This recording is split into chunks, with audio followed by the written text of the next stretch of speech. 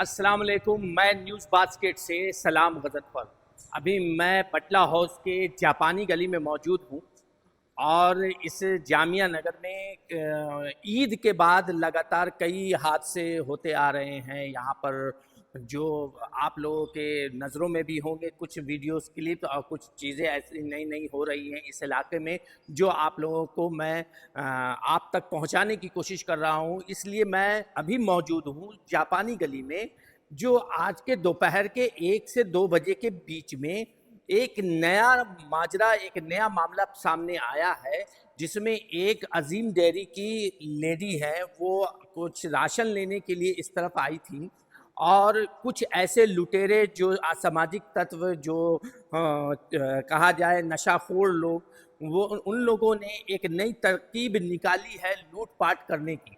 इसमें यहाँ पर इस लेडीज़ के साथ जो उन्होंने हरकत की है, ये बड़ा चौंकाने वाला है कि उनको एक कागज़ दे करके और कागज़ में कुछ ऐसी नशीली पदार्थ मिलाया और मिला करके उनके कागज़ के ऊपर हल्का सा छींट मार करके उनसे उनके सारे गहने और जेवरात जो है वो लूट कर लेकर चले गए। और वो औरत सुख बुक में रही और वो औरत बिल्कुल तरह से सुन पड़ी रही और उसने अपने तरीके से वो खुद से ही उस लोगों को अपने जेवरात उतार करके दे दी। ये तो एक इस इलाके में नया माजरा आया है। हालांकि ये सारी चीज़ें सोशल मीडिया पे मैं अक्सर देखा करता था, लेकिन आज इस इलाके के जामिया नगर में जापानी गली में ये हादसा पेश आया है। आइए मैं उसकी जो वीडियो है मैं आप लोगों के बीच में दिखाने की कोशिश करूंगा कि उस वीडियो में वो औरत अपने दर्द को, अपने तकलीफ़ को किस तरह से बयान कर रही है और लुटेरे जो स्नैचर जो है वो किस तरह से उनके जो कान की बालियां और अंगूठी और जेवरात जो है लूट करके लेकर चले गए हैं।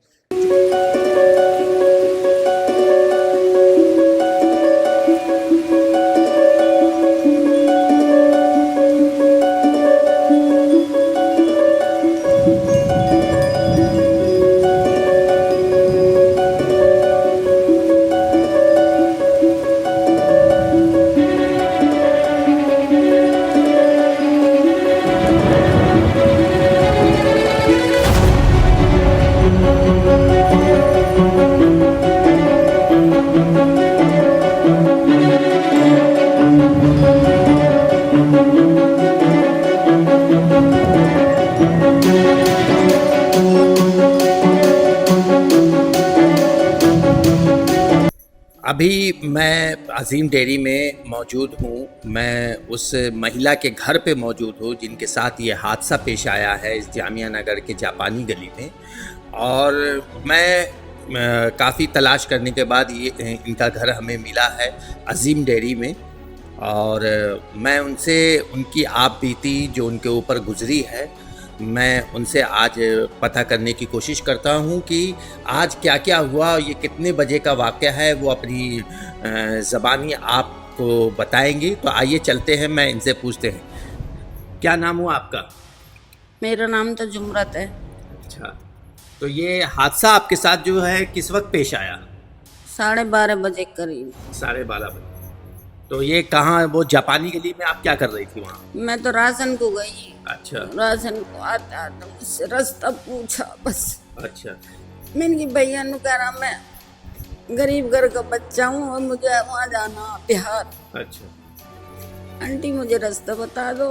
मैं कहने लगी भैया रास्ता तो इधर चला जा बटला हाउस की तरफ, वहाँ से बाहर पहुँच जाइए, पैदल जा सकता हूँ मैं। भैया पैदल तो ना जाएगा फरीदाबाद तो तू। पहले तो फरीदाबाद का नाम लिया, फिर नु कहने लगा मैं बिहार जाऊंगा। मैंने की तो बिहार जाएगा, दूसरा लड़का झट एकदम आगा, उसका साथ का ही होएगा। आंटी गरीब आदमी की तो मदद कर देख रहा है, ये रास्ता भटका हुआ बेचारा और इसे रास्ता बता दिया। भैया सीधा चला जाओ। नुका आंटी इधर आ जाओ सोपते में, वहाँ बताना। वहाँ लेके चला गा। आंटी इस पे कुछ माल है, लेके भक्काया और इस माल को तुम रख लियो और बस किराए का इसका वो करवा दो। बस इतनी बात करते ही मुझसे कहने लगा आंटी ये छल्ला जो काय का है। मैंने कही वैसा ही है भैया, उतार के देना इसे। मैंने उतार के दिखा दिया, उसने जरा सी देर पकड़ा वो हाथ में, मुझे दोबारा दे दिया वो। और उसके बाद फिर थोड़ी देर बाद में आया, आंटी मुझे प्यास लग रही है। दूसरा लड़का जो, नो आंटी मैं इसे पानी पिला दूँ, तुम यहाँ बैठ जाओ। पानी पिला के, नो आंटी तुम भी बैठ जाओ। ना भैया मैं सही से खड़ी हूँ। नो ना आंटी बैठ जाओ। वो पानी लेकर आया, कम से कम 20 मिनट में जाने क्या करके लाया। फिर मेरी चीज़ उतरवाई उसने। नो आंटी ये गड्डी ऐसे रख लो, तुम ये चीज़ दिखा दो। मेरे दिमाग में कुछ बैठा ही ना। चीज मुझसे लेके रुमाल में बांध ली। 2 मिनट के लिए झट मुझे रुमाल दे दिया। मुझे ना पता इसके पास दूसरा रुमाल है। 5 के सिक्का बांध के रुमाल में दे दिया। मैंने सोची ये मेरी चीज है। नो आंटी तुम रुको, मैं अभी आ रहा हूँ। बस फिर गायब हो गया। तो ऐसा कुछ नशीला पदार्थ भी या नशीली कोई चीज भी दी? भैया नहीं, मैं चीज काहे को उतार के देती, पता नहीं क्या करा उन्होंने, जो अपना आप ही निकाल के बुंदे दे दिए ऐसे करके। अच्छा, और क्या क्या दिया आपने? बस बुंदे और एक छल्ला हाथ में सोने के बुंदे, कुंडल है सोने के। तो ये कितने, 2 लड़के थे? 2 लड़के। अच्छा, कुछ ऐसा कुछ कागज वगैरह दिया या कागज दिए? ये रे इनको इस गड्डी को संभाल ले, ये तो अकल पे ना पड़ी। ये गड्डी में नोट हो तो मुझसे मदद काय को मांगते। ये दिए ये कागज। अभी आपने, मेरे हाथ में, हमारे इस हाथ में वो कागज़ है, वो चीज़ें हैं जो ये खातून को दे करके, झांसा दे करके कि ताकि इनको ये लगे इस बैग में ही उस कागज़ को, गड्डी को रख करके दिया ताकि इनको ये लगे कि इनका इसमें कुछ पैसे हैं। तो ये जो चीज़ें दे करके, झांसा देकर इनसे जो इनके सोने के गहने उन लोगों ने मतलब कि चुराए हैं, उन लोगों ने जो किया है हरकत, तो इसके बाद ये गड्डी आपने खोल के नहीं देखी? खोल के ना देखी, मैंने तो देखी। मैंने कि क्या है, देखो तो सही। अपने रुमाल में देखा तो हम सिक्का, बस मैं फिर घबरा गई। मैं अपने दर्शकों को ये गड्डी दिखाता हूँ कि इस तरह के इस कपड़े के अंदर गड्डी को लगाकर ये जाली बच्चों के खेलने के ये नोट के गड्डी के ऊपर 20 रुपया लिखा हुआ है। और मैं इसे खोलने की कोशिश करता हूँ तो ऊपर देखते हैं कि फटा हुआ ये 20 रुपये का नोट है। और ये इस पर भारतीय रिजर्व बैंक भी, ये ओरिजिनल नोट है जो सिर्फ दिखाने के लिए उसने महिला को दिया है हाथों में कि ताकि ये लगे कि ये नोटों की गड्डी है।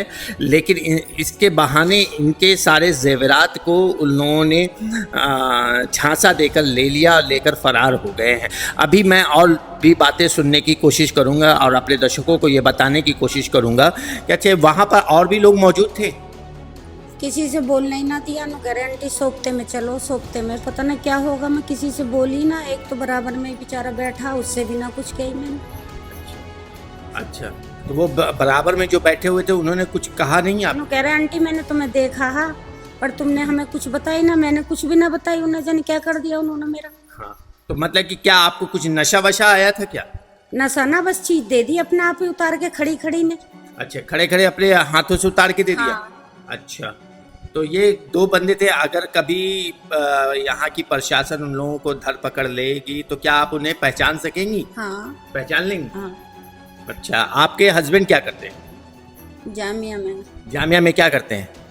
गार्ड की नौकरी। गार्ड की नौकरी करते हैं। और आप घर पे ही अपना रहती हैं? कितने बच्चे हैं आपके? मैं कोई पढ़ी कोई हूँ, क्या पता नहाते उनके चक्कर में पढ़ी लिखी होती तो आपके कितने बच्चे हैं? बच्चे तो माशाल्लाह मेरे साथ हैं। अच्छा, 7 बच्चे हैं। तो बाद में जब ये मामला हुआ तो फिर आप अपने बच्चों को ये बात बताया? पता है, रोती आई मैं तो वहीं से ही। अच्छा, जब भी तुरंत लेके भागे, कैमरे चेक करे, कैमरे में आ गए वो। अच्छा, तो ये कैमरे बाद में पुलिस वगैरह आई कि नहीं? पुलिस में कंप्लेंट कर दी, आया पुलिस का भी एक आदमी जी। तो पुलिस वो कैमरा वगैरह लेकर गया चेक करने के लिए? ना, कैमरे तो ना लेके गए। ये तो मेरे अब्बा के हाथ के।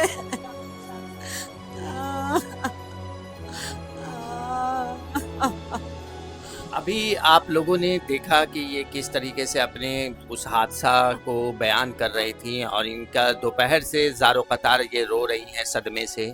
और चूँकि ये एक घरेलू महिला हैं और इनको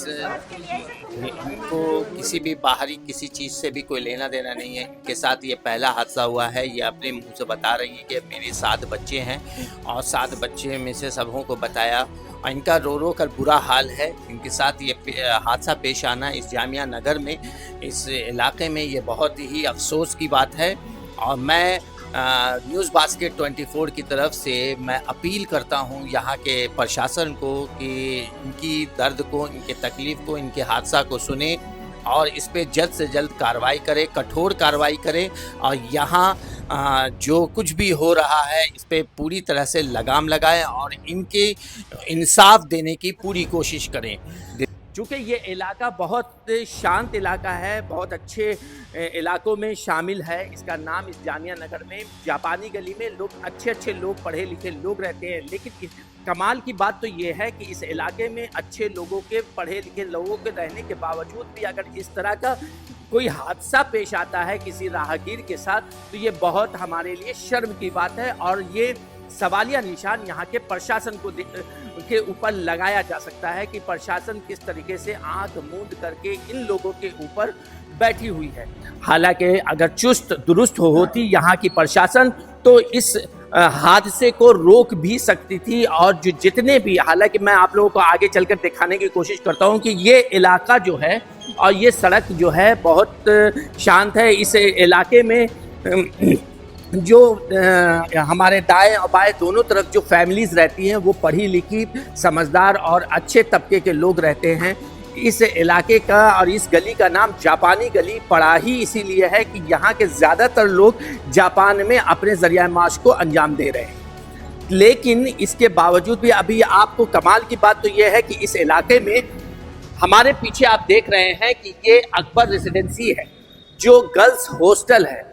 क्या गर्ल्स हॉस्टल के करीब में, बराबर में इस तरह के हादसात का होना क्या हमारे लिए कोई सोचने की वजह नहीं है? क्या हमारे इस इलाके में इस तरह के हादसात होना, आज किसी औरत के साथ ये हादसा हो रहा है, कल किसी और के साथ होगा, कल आपके साथ भी हो सकता है, तो क्या इसमें प्रशासन को सतर्क होने की ज़रूरत नहीं है?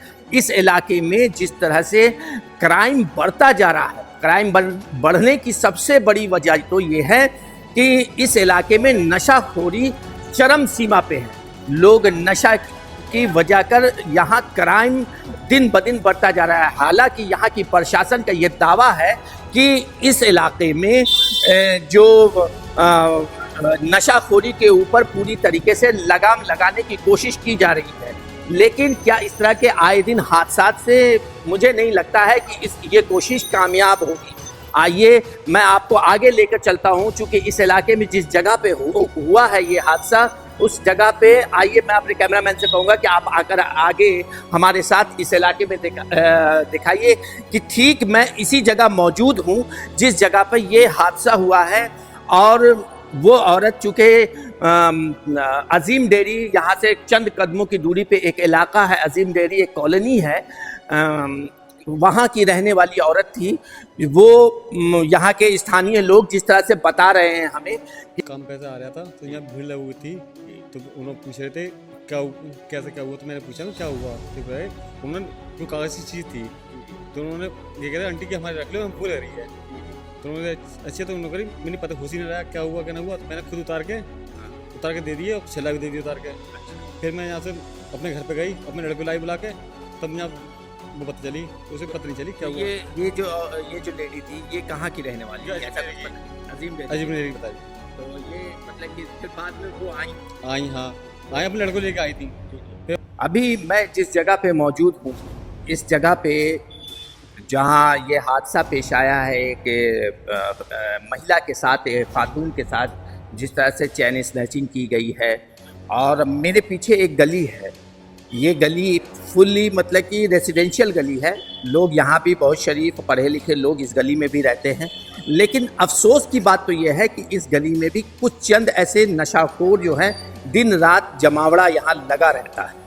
इस गली के अंदर भी नशाखोरी खूब जम के होती है, इस पर भी प्रशासन का कोई रद्दो अमल नहीं है। इस जापानी गली की सबसे अच्छी और बहुत साफ़ सुथरी गली कहलाती है। ये गली आप देख रहे हैं, ये सीधे जा रही है सर सैयद रोड पे। इस गली में भी लोग अच्छे पढ़े लिखे लोग रहते हैं, लेकिन ये गली में जो बदनाम है नशाखोरी से कि चंद जो नौजवान लड़के हैं वो इस गली में रहते हैं और दिन भर यहाँ पर नशा चलता है। इस पर मैं प्रशासन को कहूँगा कि इस पर भी नज़र डालें। दूसरी तरफ मैं आपको लेके चल रहा हूँ कि इसी जगह पे उस औरत के साथ भी ये हादसा पेश आया है।